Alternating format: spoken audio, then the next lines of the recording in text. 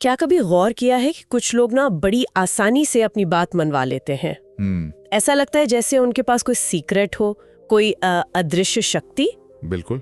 आज हम इसी मनोविज्ञान की तह तक जाने की कोशिश करेंगे कि कैसे कुछ लोग दूसरों पर इतना गहरा असर डाल पाते हैं। हाँ, और इसके लिए ना हमने आरबी स्पार्कमैन की किताब है द आर्ट ऑफ मैनिपुलेशन, मतलब वशीकरण की कला, उसके कुछ हिस्सों को देखा है। अच्छा, और किताब का एक जो सेंट्रल आइडिया है वो काफी चौंकाने वाला है। क्या? कि दुनिया में केवल 5% लोग ही हैं जो बाकियों को प्रभावित करने या कह लें कि अपने हिसाब से चलाने की कला जानते हैं। सिर्फ 5%? तो हमारा आज का मकसद यही है कि इन अंशों से निकले जो मुख्य विचार हैं, जो तकनीकें हैं, उनको समझें। आखिर कैसे कुछ लोग बिना किसी जोर जबरदस्ती के दूसरों को अपनी मर्जी से चला लेते हैं। सही बात। चलिए इस पहेली को सुलझाने की कोशिश करते हैं। देखिए, ये कोई जादू टोना नहीं है। नहीं, ये सिर्फ इंसानी दिमाग और शायद उसकी कमजोरियों को समझने की चालाकी है। किताब तो यही कहती है कि ये 5% लोग बाकी 95% को अपने इशारों पर नचाते हैं। और इसमें सबसे मजेदार बात पता है क्या है? क्या? कि ये 5% लोग कोई असाधारण प्रतिभा वाले नहीं होते। अच्छा? ऐसा नहीं कि वो सुपर इंटेलिजेंट है। अच्छा। उन्हें बस इंसानी फितरत और साइकोलॉजी की एक गहरी प्रैक्टिकल समझ होती है, जिसे वो अपने फायदे के लिए इस्तेमाल करते हैं। प्रैक्टिकल समझ मतलब किताबों वाली नहीं? बिल्कुल नहीं। ये जानकारी किसी यूनिवर्सिटी या कॉर्पोरेट ट्रेनिंग से नहीं आई है। ये लेखक के अपने अनुभवों से निकली है। सड़क पर धोखे खाने से, चालाक लोगों से मिलने से, जिंदगी के थपेड़ों से। ये एकदम रॉ अनफिल्टर्ड ज्ञान है। तो किताब की शुरुआत ही एक कड़वी हकीकत से होती है कि दुनिया में सिर्फ 5% लोग हैं जो दूसरों को चलाना जानते हैं और बाकी 95% वो बस चलते रहते हैं। बिल्कुल। और अक्सर सोचते रहते हैं, हाँ, कि मैं इतना अच्छा हूँ, इतनी मेहनत करती हूँ, फिर भी आगे क्यों नहीं बढ़ पा रही। एग्जैक्टली। लेखक आरबी स्पार्कमैन खुद कई बार ठगे गए, धोखे खाए और उसके बाद इस नतीजे पर पहुंचे। अच्छा। यहाँ ये समझना बहुत जरूरी है कि ये ज्ञान आया कहाँ से। जैसा मैंने कहा, किसी बिजनेस गुरु या सेल्फ हेल्प किताब से नहीं।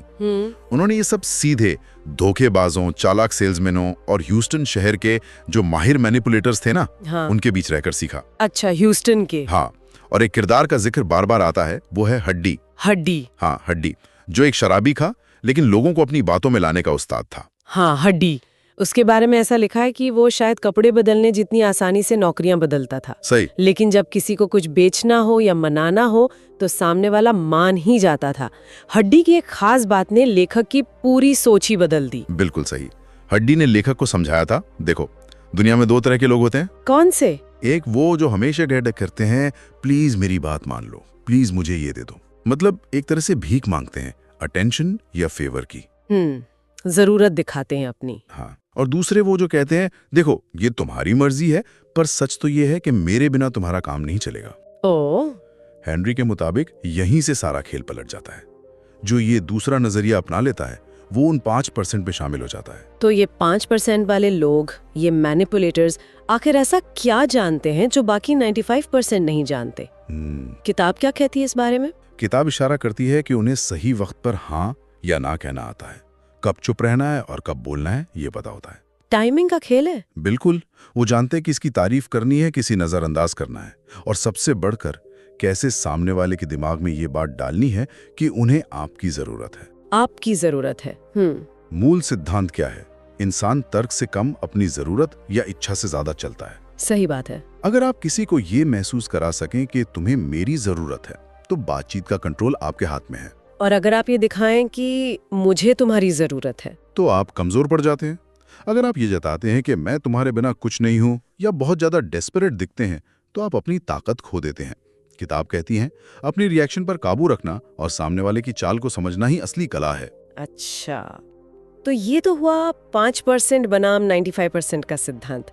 लेकिन किताब सिर्फ सिद्धांत नहीं बताती है ना? नहीं, बिल्कुल नहीं। वो ये भी सिखाती है कि उन लोगों को कैसे पहचाने जो आपको ठगने की फिराक में हो सकते हैं। हाँ, और यहाँ भी हड्डी का अनुभव काम आता है।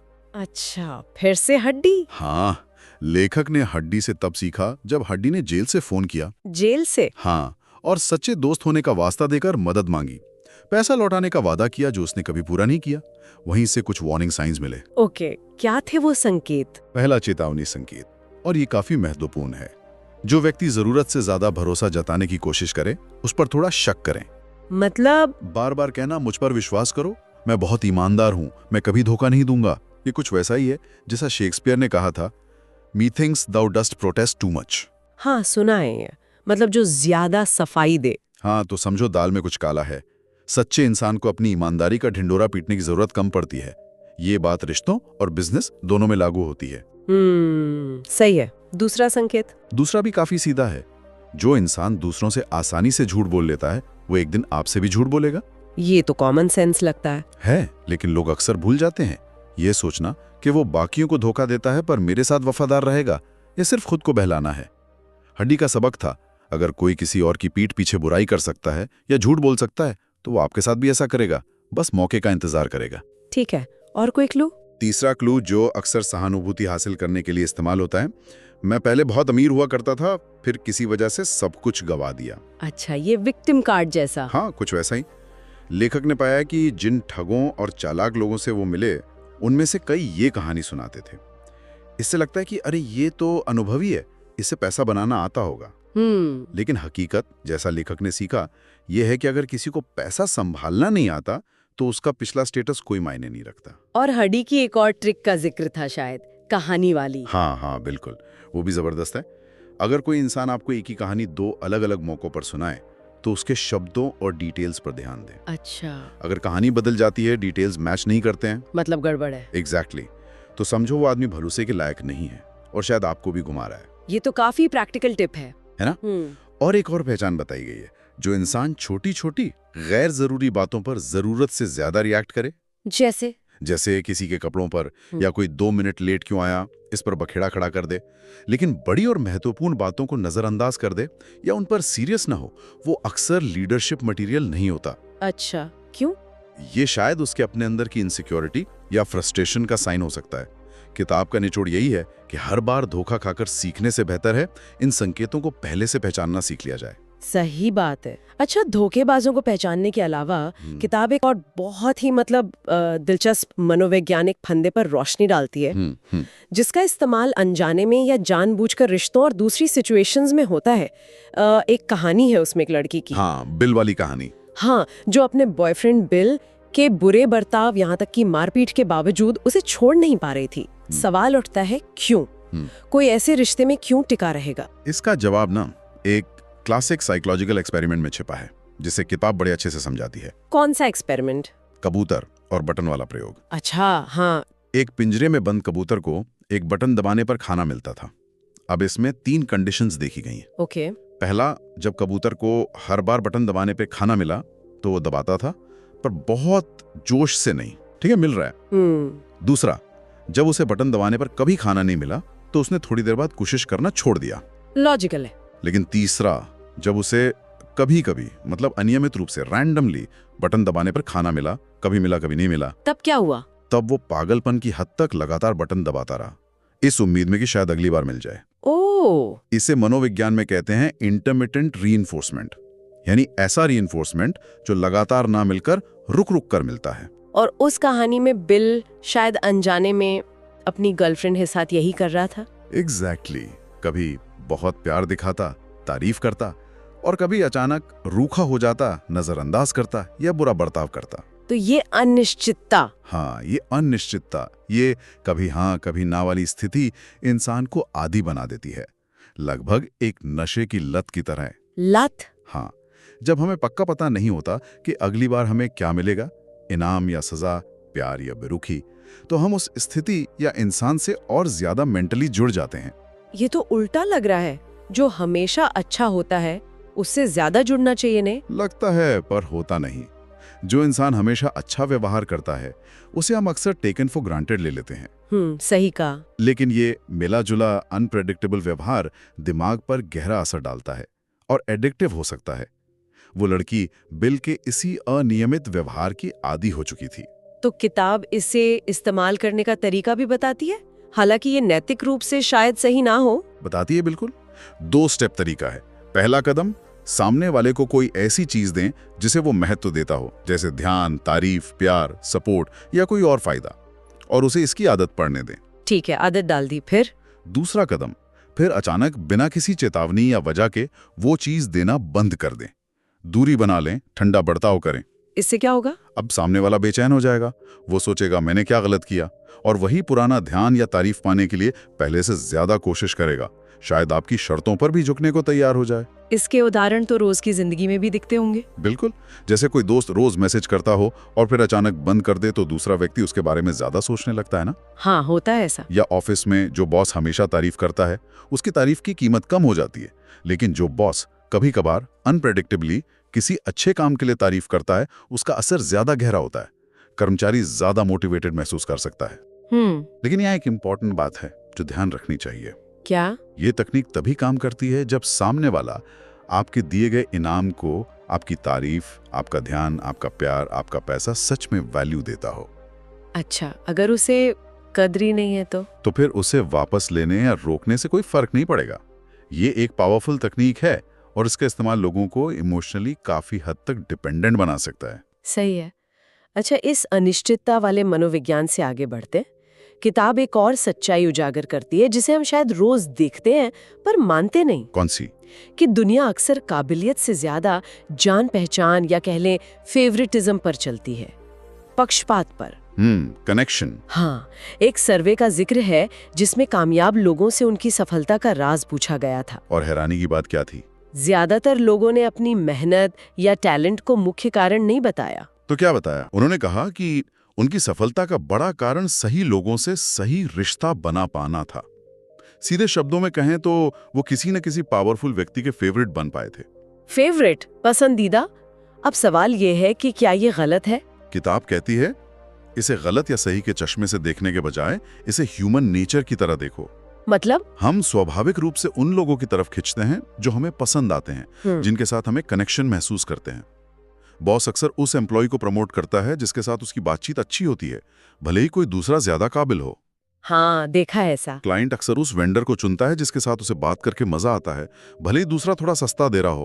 तो अब दो रास्ते हैं। हाँ, या तो हम बैठकर सिस्टम को कोसते रहे कि दुनिया बायस्ड है और हमें हमारा हक नहीं मिल रहा, या फिर हम इस इंसानी फितरत को समझकर इसे अपने फायदे के लिए इस्तेमाल करना सीखें।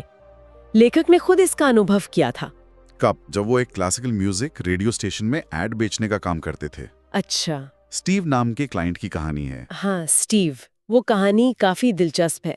स्टीव एक यंग बिजनेसमैन था जिसने अपनी मेहनत से एक रिकॉर्ड शॉप खड़ी की थी। हाँ। लेखक को उससे एड डील करनी थी, लेकिन स्टीव ज्यादा इंटरेस्ट नहीं दिखा रहा था। तब लेखक ने सेल्स पिच छोड़कर कुछ और किया। बिल्कुल। उन्होंने स्टीव से सिर्फ एक सीधा और ईमानदार सवाल पूछा, स्टीव, आपने ये रिकॉर्ड शॉप शुरू कैसे की? आपकी कहानी क्या है? और बस इतना पूछना था कि स्टीव खुल गए। वो घंटों अपनी शुरुआत, अपने स्ट्रगल, अपने पैशन, अपनी चुनौतियों के बारे में बताते रहे। वो अपनी कहानी सुनाकर अच्छा महसूस कर रहे थे क्योंकि लेखक ने उन्हें अपनी कहानी का हीरो बनने का मौका दिया था। और नतीजा स्टीव को लेखक पसंद आने लगे। उस दिन न सिर्फ एड की डील हुई, बल्कि स्टीव ने खुशी खुशी लेखक को लंच भी कराया। सही समय पर दी गई गर्मजोशी भरी मुस्कान, ये लोगों का दिल जीतने का एक तरह से शॉर्टकट है। ठीक है। और दूसरा, सौम्य और सच्ची तारीफ, चापलूसी नहीं, बल्कि कुछ ऐसा जो वाकई में सच हो और सामने वाले को अच्छा महसूस करे। जैसे, आपकी पिछली मीटिंग में कही गई बात मैंने इस्तेमाल की और उसका बहुत फायदा हुआ। इससे क्या होता है? इससे लोग आपकी बात सुनने को तैयार होते हैं। उन्हें लगता है कि आप उन्हें समझते हैं। और तीसरा और शायद सबसे असरदार, ऐसे सवाल पूछना जिससे सामने वाला अपनी अचीवमेंट्स, अपनी कहानी, अपने संघर्षों के बारे में बता सके और खुद के बारे में अच्छा महसूस करे। जैसे आपने ये मुकाम कैसे हासिल किया? इस सफर में सबसे बड़ी चुनौती क्या रही? आप हमेशा इतने पॉजिटिव कैसे रहते हैं? जब आप किसी को उसकी कहानी सुनाने का मौका देते हैं तो आप अनजाने में ही उसके पसंदीदा बन जाते हैं। किताब एक मजेदार बात की ओर इशारा करती है। जब कोई और बॉस का चहेता बनता है तो हम उसे चापलूसी कहते हैं। हाँ। लेकिन जब हम खुद किसी के पसंदीदा बनते हैं तो हम उसे स्मार्ट नेटवर्किंग या रिलेशनशिप बिल्डिंग का नाम दे देते हैं। बिल्कुल। सच तो ये है कि ये सिर्फ नजरिए का फर्क है। दुनिया में पक्षपात होता है, ये एक हकीकत है। लेकिन अगर आप लोगों के दिलों तक पहुंचने की कला सीख जाते हैं, उन्हें अच्छा महसूस कराने की कला, उन्हें पसंद आने की कला, तो यही पक्षपात आपके लिए दरवाजे खोल सकता है। मतलब काबिलियत के साथ साथ ये भी जरूरी है। काबिलियत अपनी जगह जरूरी है, पर कनेक्शन अक्सर उन दरवाजों को खोलता है जहां सिर्फ काबिलियत से पहुंचना मुश्किल होता है। सही है। और आखिर में किताब मैनिपुलेशन के सबसे बुनियादी, सबसे गहरे सिद्धांत पर आती है। हाँ, कोर प्रिंसिपल। ये वो सबक है जो लेखक ने फिर से उसी मास्टर मैनिपुलेटर हडी से सीखा। फिर से हडी? हाँ, वही हडी जो शराबी होने के बावजूद लोगों को कुछ भी बेच सकता था। पुरानी कार, बेकार जमीन, डूबे हुए शेयर्स, चाहे उन्हें उसकी जरूरत हो या ना हो। हाँ, और कमाल की बात ये कि लोग उसे खरीदने के बाद धन्यवाद भी कहते थे। ये कैसे? सवाल यही उठता है कि हडी का राज क्या था, वो ऐसा क्या जादू करता था। जब लेखक ने उससे ये राज पूछा तो हडी ने मुस्कुराते हुए जो जवाब दिया वो इस पूरी चर्चा का मतलब सार है, निचोड़ है। हाँ। क्या कहा उसने? उसने कहा, बहुत आसान है मेरे दोस्त, मैं बस उन्हें ये एहसास कराता हूँ कि मुझे उनकी जरूरत नहीं बल्कि उन्हें मेरी जरूरत है। मुझे उनकी जरूरत नहीं, उन्हें मेरी जरूरत है। अंग्रेजी में कहें तो I don't need you, you need me. ये सुनने में तो आसान लगता है पर है बहुत गहरी बात। बहुत गहरी है। जब आप किसी चीज के लिए, चाहे वो किसी का ध्यान हो, किसी की मंजूरी हो, प्यार हो या कोई बिजनेस डील, बहुत ज्यादा बेताब, डेस्परेट नजर आते हैं, तो क्या होता है? तो आप अनजाने में अपनी कीमत कम कर देते हैं। आप कमजोर और जरूरतमंद दिखते हैं। ये इंसानी साइकोलॉजी है कि जो चीज हमें आसानी से मिल जाती है या जो हमारे पीछे पड़ी रहती है, हम उसकी उतनी कद्र नहीं करते। सही बात है। लेकिन जब आप बड़ी चतुराई से सटली ये जताते हैं कि आप आत्मनिर्भर हैं, कि आप ठीक हैं, चाहे ये रिश्ता बने या ना बने, चाहे ये डील हो या ना हो, कि आपके पास और भी ऑप्शंस हैं। एग्जैक्टली, तो सामने वाला आपकी ओर ज्यादा आकर्षित होता है। उसे लगने लगता है कि शायद इस रिश्ते या डील में उनका फायदा ज्यादा है, शायद उन्हें आपकी जरूरत ज्यादा है। ये एहसास कि सामने वाले को आपकी जरूरत है, ना कि आपको उसकी, यही शक्ति का संतुलन बदल देता है। बिल्कुल। यही वो मूल मंत्र है जो हड्डी जैसे लोग इस्तेमाल करते हैं। ये मैनिपुलेशन का असली खेल है, जैसा किताब बताती है। तो संक्षेप में कहें तो मैनिपुलेशन का सार है अपनी डिस्परेशन को छुपाना, अपनी वैल्यू बनाए रखना और सामने वाले के दिमाग में ये विचार डालना कि आपके साथ जुड़ने में उनका फायदा है, शायद आपसे भी ज्यादा। ये आत्मविश्वास और आत्मनिर्भरता का प्रदर्शन है। हाँ, भले ही अंदर से आप उतने कॉन्फिडेंट महसूस ना कर रहे हों। तो आज हमने आर.बी. स्पार्कमैन की किताब के अंशों के जरिए देखा कि लोगों को प्रभावित करना कोई रहस्यमयी कला नहीं है, नहीं, बल्कि ये साइकोलॉजी की एक गहरी और कभी-कभी थोड़ी असहज करने वाली समझ है। चाहे वो धोखेबाजों के चेतावनी संकेतों को पहचानना हो या अनिश्चितता के उस पावरफुल असर का इस्तेमाल करना हो, या फिर फेवरेटिज्म की सच्चाई को मानकर उसे अपने फायदे में बदलना हो, या फिर मैनिपुलेशन के उस सेंट्रल आइडिया को समझना हो, मुझे तुम्हारी नहीं, तुम्हें मेरी जरूरत है। हाँ। ये सब तकनीकें दिखाती हैं कि इंसानी व्यवहार कुछ खास प्रिडिक्टेबल पैटर्न्स पर काम करता है, और जो इन पैटर्न्स को समझ लेता है और उन्हें इस्तेमाल करना सीख जाता है, चाहे वो सर के अनुभवों से सीखे या बारीकी से दूसरों को देखकर, वो उन 5% लोगों में शामिल हो सकता है जिनका जिक्र किताब करती है। बिल्कुल, वो लोग जो दुनिया को अपने हिसाब से मोड़ने की क्षमता रखते हैं। ये बातें शायद थोड़ी कड़वी लग सकती, बिल्कुल, क्योंकि ये अकादमिक सिद्धांतों से ज्यादा इंसानी फितरत की जमीनी हकीकत और कभी-कभी उसके डार्क साइड की बात करती हैं, जैसा कि लेखक बार-बार जोर देते हैं। तो आज की हमारी ये गहरी पड़ताल यहीं समाप्त होती है। इन तकनीकों और मनोवैज्ञानिक पैटर्न्स को जानने के बाद एक सवाल मन में जरूर उठता है। क्या? कि इस ज्ञान का इस्तेमाल कैसे किया जाए? क्या ये समझ हमें सिर्फ अपना फायदा देखने वाला बनाती है, या इससे हम इंसानी व्यवहार को बेहतर समझकर ज्यादा प्रभावी ढंग से बातचीत कर सकते हैं? और क्या इन पैटर्न्स को पहचानने के बाद दूसरों के साथ हमारे रिश्ते और बातचीत का नजरिया हमेशा के लिए बदल जाएगा? इस पर विचार जरूर कीजिएगा।